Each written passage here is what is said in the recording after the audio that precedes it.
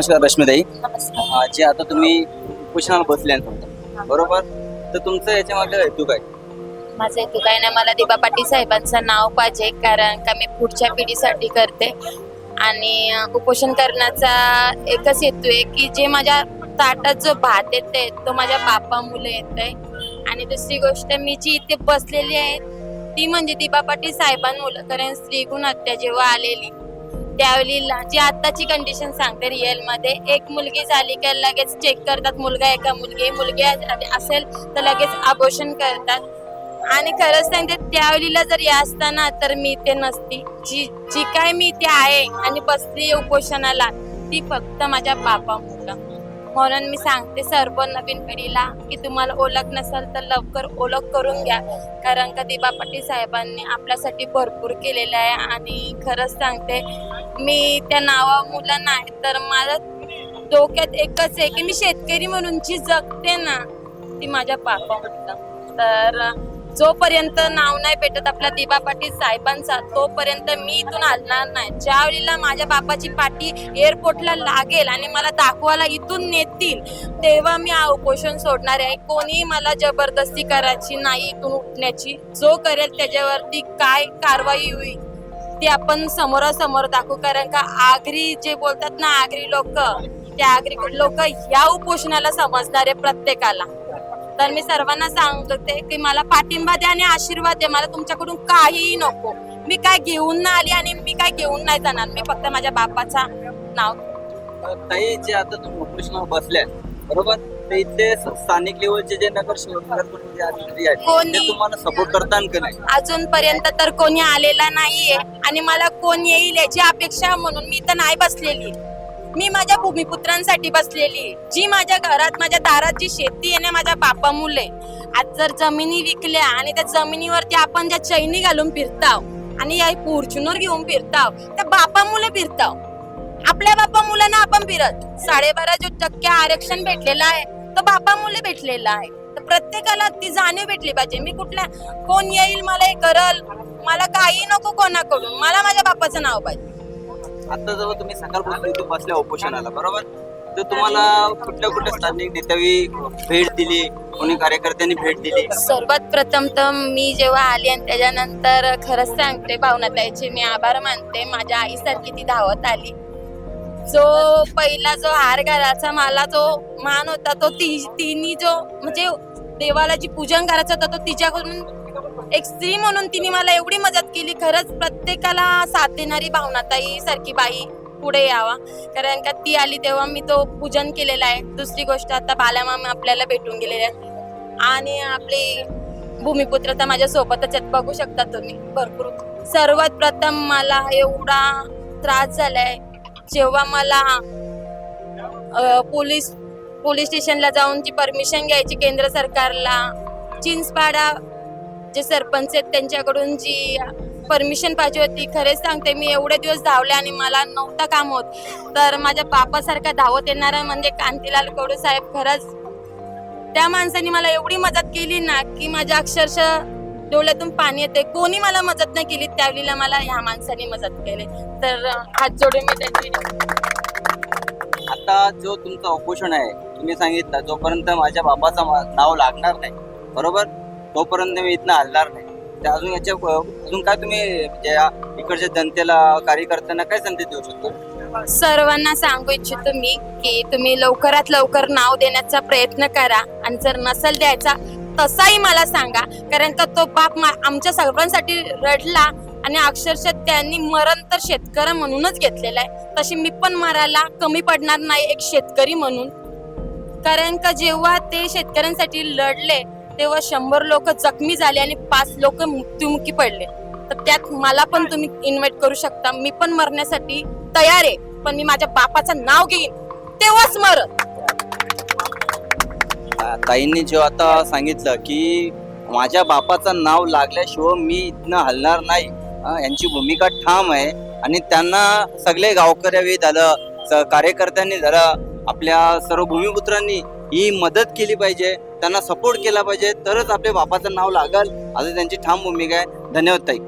तुम्हाला पुढच्या वेळेस शुभेच्छा. जय आणि एवढं तुमचा उपोषण लवकरात लवकर संपल ना, आपल्या बापाचं नाव लागलच लागल. लवकरात या- लवकर घ्यायचं आपल्याला, या नक्की 4 दिवसात तरी आपल्याला घ्यायचंच आहे. केंद्र सरकारला मागणी आहे माझी ठाम की तुम्ही कोणताही मला दबाव टाकू नका, आणि मी त्या दबावाखाली मी माघार फिरणार नाही. पहिली मेन गोष्ट, मला किती जरी अडथळ आलं तरी मी माघार फिरणार नाही. मी सर्वांना सांगते, सर्व जितकी किती खासदार आमदार सगळ्यांना सांगते, मी नेत्यांना, मी माघार फिरणार नाही. मी माझ्या शेतकऱ्यांसाठी, मी माझ्या भूमिपुत्रांसाठी लाशपर्यंत लढणार आणि माझ्या बापाचं नाव मी घेणार.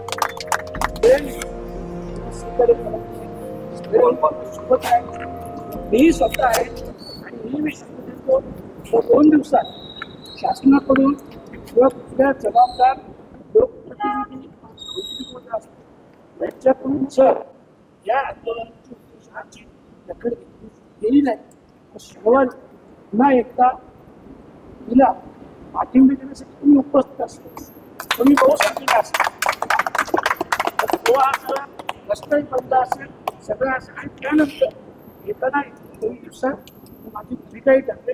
परंतु नुकताच आज आम्ही सगळे त्याच्या पाठीशी ठामपणे आहोत. शासनाने संबंधित अधिकारी असतील किंवा नसतील, 2 दिवसात निर्णय घ्यावा. 2 दिवसाच्या अन्यथा समाजाची सगळी लोक त्याच्या पाठीशी ठामपणे उभे आहेत. आणि मी सगळ्यांना आवाहन करतो की आपण सगळे या आंदोलनात सहभाग घेऊ. रोहन लोकनेते दिवा पाटील साहेबांचा आपण उद्या दिवा पाटील अमर रहे, दिवा पाटील अमर रहे. शनिवारी एक अडचण आहे. 100% शनिवारी 10-11 वाजता आपण चालेल. धन्यवाद. जे जे आले त्यांचे हे उपोषण आपल्याला पुढे न्यायचंय.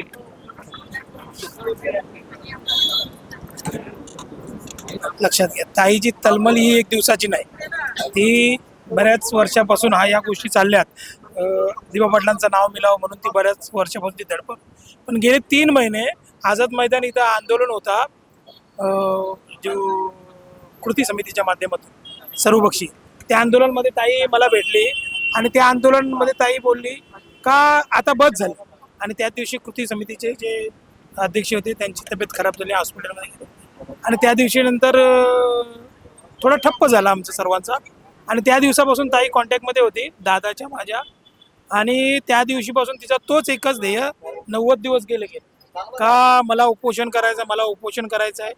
आणि नेहमी कसं आहे, महापुरुषांच्या स्मृतीतून असू द्या, जन्मदिवस असू द्या, नेहमी त्या दिवसाचा औचित साधून कुठलीही चांगली गोष्ट केली जातो किंवा क्रांतिकारी घोषणा केल्या जातात, क्रांतिकारी पाऊल उचलला जातो.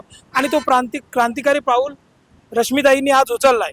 आणि ती नेहमी सांगतो की मला जीवाची पर्वा नाही, पण मला पर्वा एकच गोष्टीची आहे की इतके महापुरुष आपल्या समाजाचे झालेले लोकनेते दिवा पाटील, ते पूर्ण देशाचे नेते आहेत, की त्यांचा जर नावासाठी इतकी तडफड करायला लागत असेल आणि तरीही नाव नसेल देत. अनेक वर्ष इथले पुढारी झाले, खासदार आमदार झाले, आणि तेही फक्त आश्वासनं, दुसरं काय, कुठल्याही मीटिंगमध्ये आश्वासन देतात होईल. आता नाही, मुख्यमंत्र्यांनी पण तेच आश्वासन दिलं. आम्ही मुख्यमंत्र्यांच्या मीटिंगला गेलो, त्याही सांगितले मला 45 दिवस ते 60 दिवस द्या. 60 दिवस 45 दिवस गेले, आज 5-6 महिने झाले, तरी पुन्हा तीच गोष्ट. म्हणजे आपण भूमिपुत्रांनी सोसायचं किती.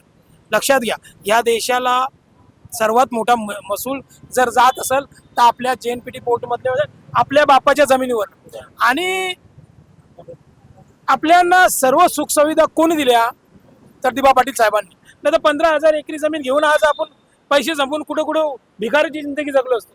पण आज अशा महापुरुषाच्या मुलं आपल्याला जर चांगलं जीवन मिळलंय, आपल्या मुलांना चांगला शिकता येतोय, आणि अशा माणसाचं नाव आमच्या जमिनीवर आम्ही सांगू सर, आमच्या दिवा पाटील साहेबांचं, आमच्या लोकनेत्याचं नाव दिसतंय, तर आमची चुकी काय आहे लक्षात घ्या. आणि अशासाठी आम्हाला जर उपोषण करायचं असेल तर येणारी पुढचा भविष्यकाल आमच्या आगरी कोळी कराडी समाजासाठी खूप खराब असेल भविष्यामध्ये. आणि हा एकच नाव आहे का ज्याच्यासाठी आपण लढू शकतोय, ज्याच्यासाठी लोक मरू शकतात, तो म्हणजे दिवा पाटील साहेबांचा. आणि अभिनय तो कभी नाही. आता जर आपण नाव देऊ शकलो नाही तर इतिहासामध्ये आपल्या समाजाचंही नाव पुसलं जाईल.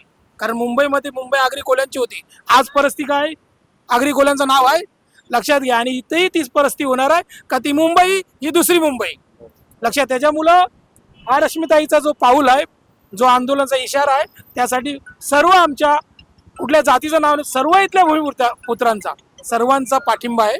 आणि आम्ही तिच्यासाठी, तिने ज्या आंदोलनाचा पाऊल उचलला आहे आणि दिवा पाटील साहेबांची, आणि तिला तर आमची साथ आहे.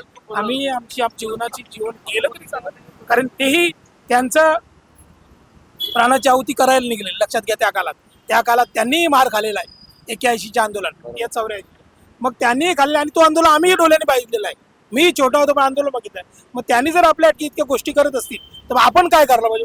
तर रश्मिताई एक कारण आहे. आता आंदोलनाचे थिंगारी पेटलेले आहे आणि पूर्ण बहुजन समाज हा उठणार आणि ही चिंगारी रश्मिताई काय आहे ते दाखवून देणार. म्हणून आमचा हा इशारा आहे या प्रस्थापित व्यवस्थापनाला की लवकरात लवकर दिवा पाटील साहेबांचं नाव द्यावा, नाहीतर मग खुर्च्या तुम्ही तुमच्या खाली करा.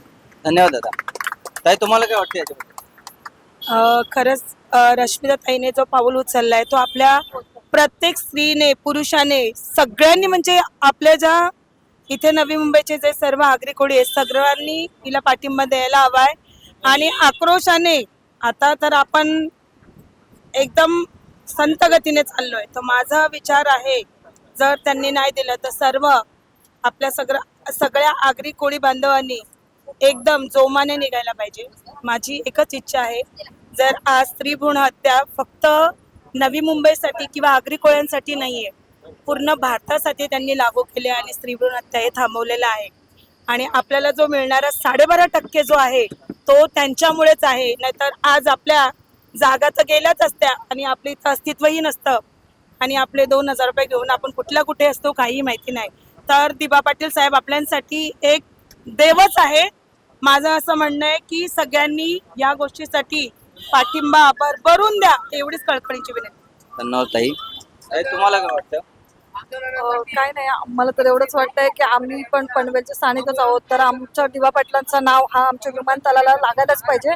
कारण की आमची जी पिढी आहे तिला एक ती ओळख भेटायला पाहिजे आणि आमच्या पिढीला जे समजायला पाहिजे की आम्ही भूमिपुत्र आहोत. नाहीतर मुंबई आणि नवी मुंबई याच्यामध्ये काही फरक राहणार नाही. जसं तिकडे बाहेरचे लोक येऊन बोलतात तसं इकडे पण तेच लोक येऊन बोलतात. म्हणून एवढंच आहे की आपलं जमिनीला नाव हा आणि आपल्या विमानतळाला नाव हा दिवा पाटलांचा लागायलाच पाहिजे. धन्यवाद ताई. नमस्कार. मी इथे महाराष्ट्र नवनिर्माण सेनेतर्फे या रश्मिताईंच्या आंदोलनाला पाठिंबा देण्यासाठी, समर्थन देण्यासाठी इथे आलेलो आहे. आमचं पत्र सुद्धा आज संध्याकाळी किंवा उद्या सकाळपर्यंत इथे येईल. महाराष्ट्र नवनिर्माण सेना पूर्वीही या विमानतळाला स्वर्गीय लोकनेते दिबा पाटील यांचं नाव द्यावं याच्या बाजूने होती, आजही त्या बाजूने आहे. आणि याच्या पुढे आमचं सर्वांचं या लढ्यामध्ये सहभाग असेल. आमची माणसं असतातच, परंतु पक्ष म्हणून सुद्धा आमचे राजूदादा कायम या लढ्यामध्ये सहभागी होते. आमरण उपोषण करणं तसं सोपं नसतं. ताईंनी ती हिंमत दाखवली, तर तिच्या मागे सर्वांनीच उभं राहणं गरजेचं आहे. प्रश्न फक्त विमानतळाला नाव देणं एवढाच नाहीये. ज्यांनी नाव देऊ नये विमानतळाला म्हणून प्रयत्न केलेले आहेत अशांना सुद्धा लक्षात ठेवणं इथे जास्त गरजेचं आहे. कारण हे आपल्या आस्थींचे साप असतात ना, हेच आपल्याला किंवा आपल्या महापुरुषांची नावं आपल्या क्षेत्रातल्या वास्तूंना देण्याला विरोध करण्यासाठी आपल्यामध्येच उभे राहून ते प्रयत्न करत असतात. अशांना ओळखणं सुद्धा जास्त गरजेचं आहे. ताईंनी जी हिंमत दाखवली त्याबद्दल महाराष्ट्र नवनिर्माण सेनेतर्फे आम्ही त्यांचे आभार सुद्धा मानतो. कारण कदाचित हे एकमेव विमानतळ असेल या देशातलं की ज्याच्या नावासाठी इतका संघर्ष करावा लागतोय. तुम्हाला कदाचित केम्पेगौडा नाव हे तुम्ही ऐकलं पण नसेल. ऐकलंय कधी केम्पेगौडा? म्हणजे मध्यंतरी कोणतरी आपले बोलले होते की हे विमानतळ आंतरराष्ट्रीय आहे, त्याला नाव देण्यासाठी आंतरराष्ट्रीय ओळख असलेली व्यक्ती लागते. तर केम्पेगौडा नाव ऐकलंय कधी? जर केम्पेगौडा नाव हे आम्हाला माहिती नाही तरी भारतातल्या एका विमानतळाला, आंतरराष्ट्रीय विमानतळाला त्यांचं नाव दिलं गेलं आहे. तर ज्या लोकनेते दिबा पाटलांनी आमचं आयुष्य पूर्ण उभं केलेलं आहे अशांचं नाव या विमानतळाला द्यायचं नाही तर दुसरं कोणाचं द्यायचंय? त्यामुळे हे जे आक्षेप नोंदवले जातात हे आक्षेप अत्यंत चुकीचे आहेत.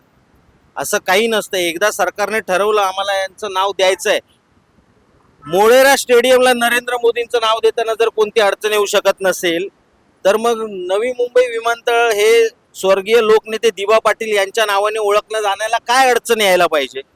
ज्यांच्या हातामध्ये सत्ता आहे जर त्यांना हे नाव देणं कठीण पडत असेल तर तुम्ही विचार करा तुमच्या आस्तींचे साप कोण आहेत नक्की, ते कोण याला विरोध करता येते?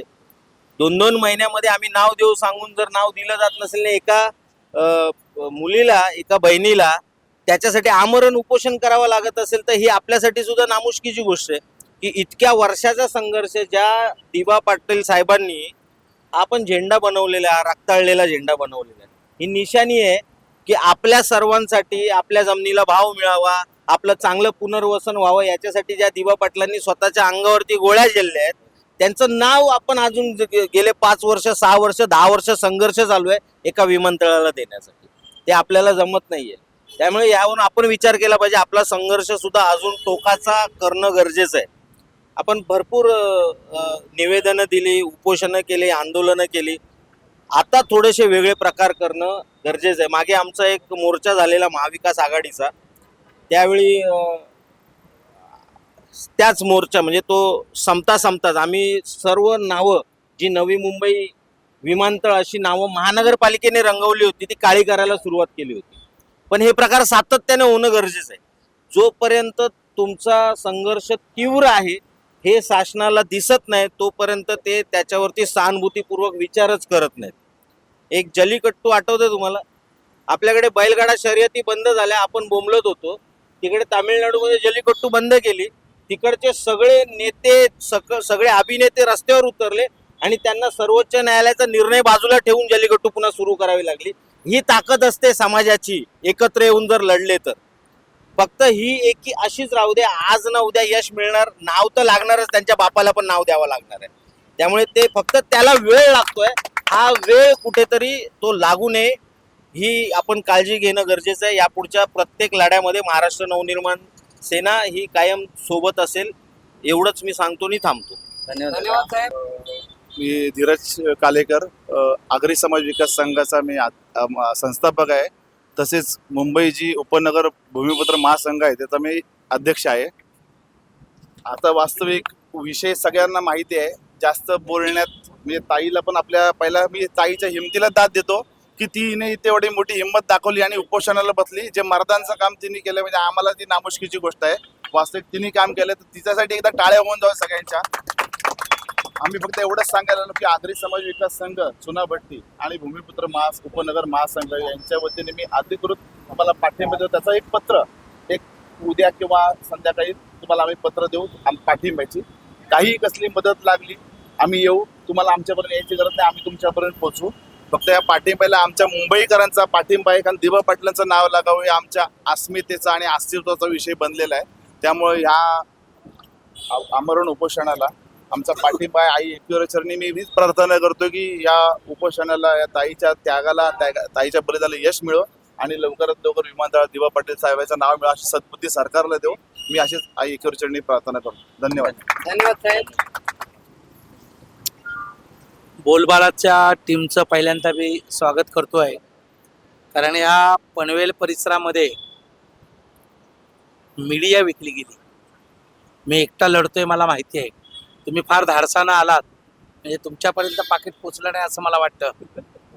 हरकत नाही, तुम्ही समाजासाठी आलात त्याच्याबद्दल मी तुम्हाला, आणि तुम्हाला एवढं सगळं असल्यावर पाकिटाची आवश्यकता लागणार नाही. आमचा सर्वेश एकतर्फी समाजासाठी तिकडे लढतोय, इकडे आम्ही थोडंसं त्याच्या मागणं प्रयत्न करतोय.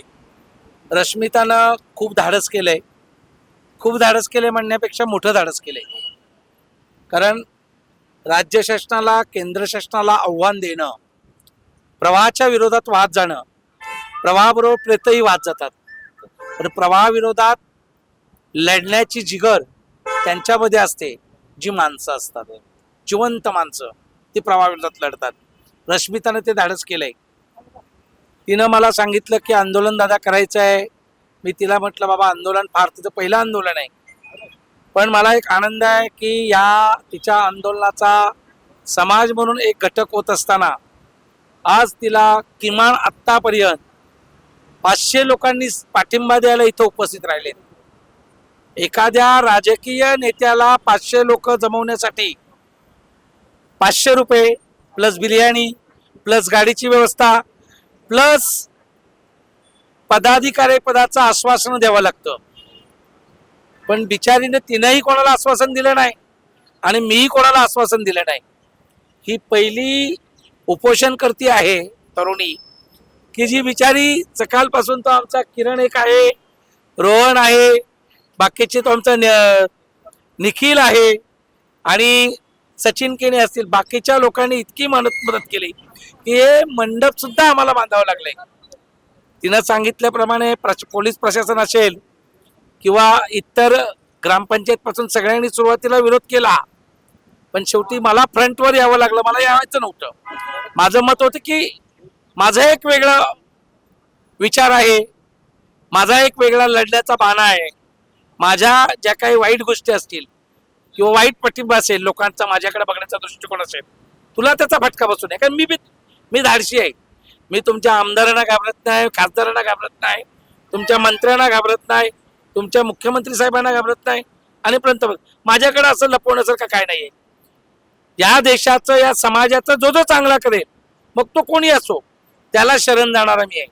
भले तर देऊ कासेची लंगोटी, नाठालाच्या माथी आणू काठी, या तुकोबांच्या पंक्तीचे वारकरी आम्ही आहोत. म्हणून मी या सगळ्यांची समाजासाठी लढतोय. हे करत असताना आज जो काही चाललंय, आज खरंच हे आंदोलन आम्ही उद्या इथं उग्र करणार होतो, अगदी जाळपोळ करणार होतो, रास्ता रोको करणार होतो. रोहनचं माझं काही बऱ्याच लोकांची विवरस्थाही झाली. सांगण्याचं कारण एवढंच की आता बाळ्यामामांनी सांगितलं की ते शनिवारी आम्हाला पाठिंबा देऊन उग्र आंदोलन करतायत. आपल्या समोर जर अशी चांगली लोक येत असतील सोबत तर त्यांना घेतलं पाहिजे. आनंदाची गोष्ट एक आहे आणि या आंदोलनाचं फलित की लोकनेते दिबा पाटील साहेबांबरोबर ज्यांनी खांद्याला खांदा लावून काम केल्या, त्या कोल्हापूरच्या प्रमिलाताई पवार सकाळी येऊन रश्मिताला आशीर्वाद देऊन गेले. तिच्याशी संवाद आम्ही केला. कारण गेली 30-35 वर्ष आम्ही आंदोलनात आहोत, प्रत्यक्ष सहभागी आहोत. दिबा पाटील साहेब नसते तर आज जे दिबा पाटील साहेबांचं नाव घेऊन शिडी घेऊन मोठे झालेत त्यांना सिग्नलवर कटोरा घेऊन बसावं लागलं असतं. आमदारकी खासदारकी विसरा. जे मिळाले ते दिबा पाटील साहेबांमुळे मिळाले आणि दिबा पाटील साहेबांना जर तुम्ही विसरत असाल तर तुम्हाला नियती सोडणार नाही. या समाजाने एक वेळ तुम्हाला माफ केलं जाईल पण नियती सोडणार नाही. तुम्हाला मी सांगतो की दिबा पाटील साहेबांच्या नावासाठी आंदोलन करण्याची वेळ यावी हे समाजाचं दुर्दैव आहे. आज मराठा समाज ते दादा उपोषणाला बसतायत, आज यंत्रणा हलवतायत. त्यांच्या ताकदीचं नेतृत्व आगरी समाजामध्ये आहे, परंतु आगरी समाजामधले जे नेते आहेत त्यांनी इतके घोटाळे केलेत की जे नीरव मोदी असतील किंवा पळून गेलेला तो विमानवाला असेल विजय मल्ल्या, हे सगळे त्याचे बल्ले आहेत. यांचे हजारो कोटीचे घोटाळे असल्यामुळे हे देवेंद्र फडणवीस साहेबांना घाबरतायत आणि देवेंद्र फडणवीस साहेबांसारखा चाणाक्ष मुख्यमंत्री कधीच झाला नाही. बघा ना, अशोक खरातकडे देवेंद्र फडणवीस साहेब जायचे तरी फडणवीस साहेबांनी खरातचा काटा काढला. पनवेल उरणच्या आमदारांच्या जमिनी घोटाळे देवेंद्र फडणवीस सोडणार नाहीत. 100% लिहून देतो मी, 1000 रुपये बॉन्ड पेपरवर लिहून देतो. आज देवेंद्र फडणवीस तुमचं उदात्तीकरण करत असतील पण देवेंद्र फडणवीस साहेब यांनी जर या बीजेपीच्या इथल्या स्थानिक नेत्यांना जेलमध्ये टाकले नाही तर तुमची चप्पल माझं थोबाड. माझं भाकीत आहे, माझा अनुभव आहे. कारण तुम्ही समाजाशी द्रोह केलात. दिबा पाटील साहेबांनी समाजाशी द्रोह केला नाही. मी खरं तर दिबा पाटील साहेबांचा कट्टर विरोधक होतो काँग्रेसवाला म्हणून, पण दिबा पाटील साहेबांनी ज्या ज्या वेळी आंदोलन केली त्या आंदोलनात सहभागी सुद्धा होतो. चांगल्या भूमिकांचं विचार मी करणारा माणूस आहे. त्यांच्या नेतृत्वाखाली कॉलेजचा GS असताना मी आंदोलन केलंय. आम्ही चांगल्याला चांगले म्हणणारी माणसं आहोत. दिबा पाटील साहेबांनी माझे खूप गुण गायलेले आहेत, माझ्यावर खूप प्रेम केलेलं आहे. मी त्यांचा एक चाहता आहे, समर्थक आहे.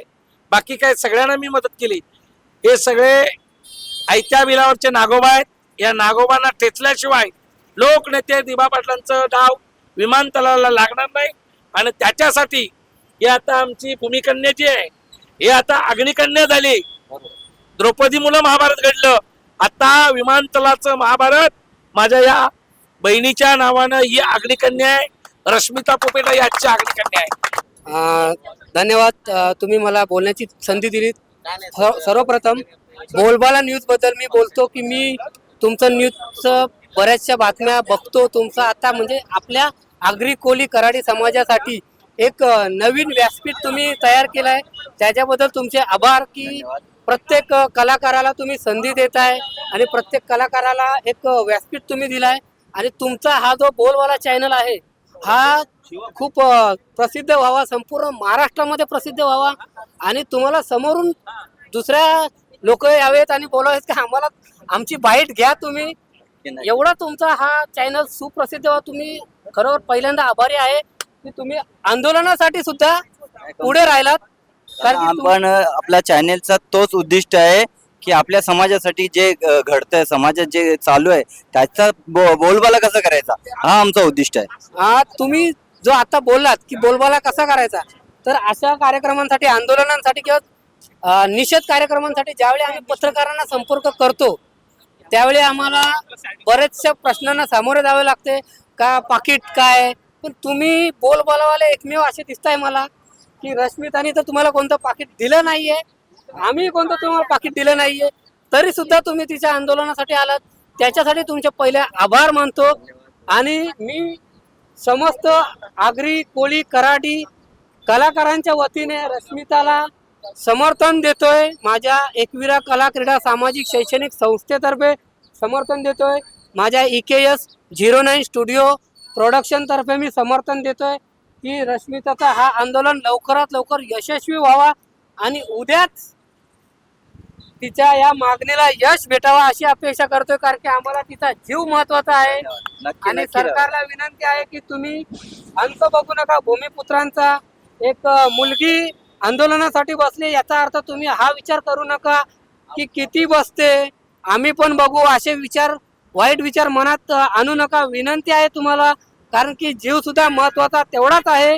त्याच्यासाठी सरकारला विनंती आहे की तुम्ही लवकरात लवकर यावं आणि तिच्या मागणीला संमती द्यावी. आणि दिबा पाटील साहेबांचं नाव ह्या पनवेलच्या, नवी मुंबई नाही बोलणार कारण की हा आमच्या पनवेलमध्ये आहे, तर हा पनवेलचा विमानतळाला लोकनेते दिबा पाटील साहेबांचं नाव लागावं. त्याच्यासाठी मी रश्मिता यांना समर्थन देतो आणि बोलबालाच्या चॅनलला सुद्धा धन्यवाद देतो. आणि मी माझ्या गाण्याच्या माध्यमातून, मी जे दिबा पाटील साहेबांवरती गाणं बनवलं त्या गाण्याच्या माध्यमातून मी शुभेच्छा देतो. नको याचा नि त्याचा, नको कंचे नेत्याचा, नको याचा नि त्याचा, नको कंचे नेत्याचा, या पनवेलचे इमानतळाला फक्त नाव आमचे दिबा पाटील साहेबांचा, फक्त नाव आमचे दिबा पाटील साहेबांचा, जमीन आमची तर नाव आमचा. धन्यवाद. धन्यवाद दादा.